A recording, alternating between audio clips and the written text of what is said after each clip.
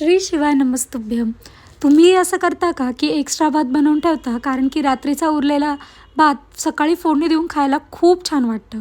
मी तर जेव्हाही मला इच्छा होते की रात्री एक्स्ट्रा भात बनवते आणि तोच भात सकाळी फोडणी देऊन खाते.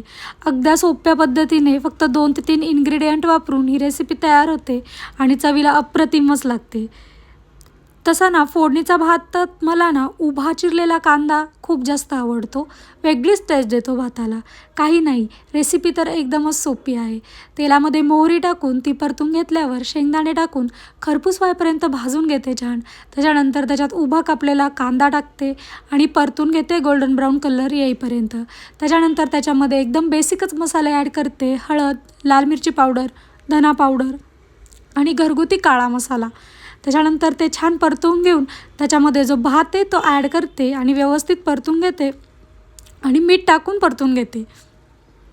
छान 2-3 मिनटं वाफ दिली की त्याच्यामध्ये वरून कोथिंबीर ॲड करायची आणि अगदी पटकन होणारा आणि एकदम चवीला अप्रतिम असणारा फोडणीचा भात तयार होतो.